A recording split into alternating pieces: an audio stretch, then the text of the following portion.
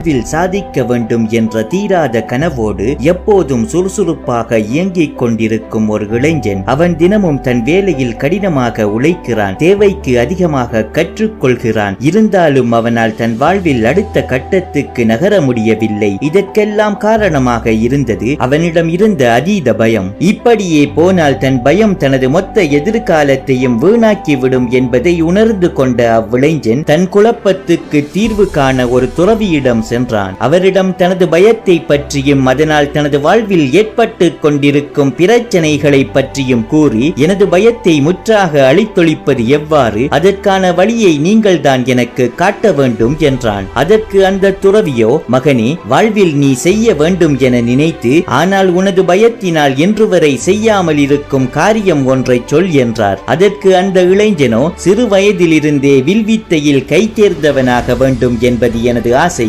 அதற்காக வில்வித்தை கற்றுத்தரும் ஒரு பள்ளியில் சேர்ந்து நான் பயிற்சியும் செய்தேன். ஆனால் என்னால் என்றும் ஒரு இலக்கை சரியாக குறிப்பார்த்து அடிக்க முடிந்ததில்லை. அதனால் அங்கிருந்த அனைத்து மாணவர்களும் என்னை பார்த்து சிரிக்க ஆரம்பித்து விட்டார்கள். நான் அந்த பள்ளிக்கு செல்வதையே நிறுத்திவிட்டேன் என்றான். அதற்கு அந்த துறவியோ, அப்பள்ளியில் நீ வில்வித்தைக்கான அனைத்து அடிப்படைகளையும் கற்றுவிட்டாயா என கேட்டார். அதற்கு அந்த இளைஞன், நான் அங்கு பல வருடங்கள் பயிற்சி செய்தேன், வில்வித்தையில் உள்ள அனைத்து நுட்பங்களையும் நான் அறிவேன் என்றான். அதற்கு அந்த துறவியோ, என்னுடன் சில நாட்கள் தங்கு, நான் உன்னை ஒரு சிறந்த வில்வித்தைக்காரனாக மாற்றுகிறேன் என்றார். அந்த இளைஞனது மனமோ குழப்பமடைந்தது. பல வருடங்களாக ஒரு சிறந்த பள்ளியில் மிகச்சிறந்த ஆசானால் கற்றுத்தர முடியாத வில்வித்தையை இத்துறவி எப்படி சில நாட்களில் கற்றுத்தருவார் என அவன் தன்னுள்ளேயே கேட்டுக்கொண்டான். இருந்தாலும் தனது சந்தேகத்தை வெளியே காட்டாமல் துறவியின் கோரிக்கையை ஏற்றுக்கொண்டு அவரோடு தங்கினான். அடுத்த நாள் காலை எழுந்து துறவியிடம் வந்து, இப்போது நான் என்ன செய்ய வேண்டும் என கேட்டான். உனக்கான உணவுகளை கட்டி எடுத்துக்கொண்டு அதோ தெரிகிறதே அந்த மலையில் ஏறி பயிற்சி செய். சூரியன் மறைவதற்கு சில மணி நேரங்கள் முன்னதாக உனது பயிற்சியை முடித்துவிட்டு கீழே இறங்கி வா என்றார் அத்துறவி. அந்த இளைஞனும் துறவி காட்டிய மலையில் ஏறி சூரிய உதயத்தோடு தனது பயிற்சியை ஆரம்பித்தான். தனக்கு முன்னால் ஒரு சிறிய இலக்கை வைத்துவிட்டு தன் வில்லை எடுத்து அதில் அம்பை பொருத்தி அந்த இலக்கை நோக்கி எய்தான். அம்பு அந்த இலக்கை கச்சிதமாக தாக்கியது. ஆச்சரியமடைந்த அவன் மீண்டும் அம்பை எறிந்தான். அது மீண்டும் இலக்கை கச்சிதமாக தாக்கியது. அவன் அம்பெறிந்து கொண்டே இருந்தான். அது இலக்கை தாக்கிக் கொண்டே இருந்தது. சூரியன் மறையும் நேரமும் வந்தது. மகிழ்ச்சியின் உச்சத்தை அடைந்தான் அந்த இளைஞன். துறவியிடம் ஓடோடி வந்து, குருவே, பல வருடங்களாக நான் வில்வித்தை கற்று வருகிறேன். ஆனால் அதில் ஒரு நாள் கூட என்னால் இலக்கை குறிப்பார்த்து அடிக்க முடிந்ததில்லை. நேற்று உங்களை சந்தித்தேன். அடுத்த நாளே நான் ஒரு மிகச்சிறந்த வில்வித்தைக்காரனாக மாறிவிட்டேன். உங்களது சக்தியை நான் குறைத்து மதிப்பிட்டு விட்டேன். என்னை மன்னித்து விடுங்கள் என்றான். அதை கேட்டு சிரித்த அத்துறவி,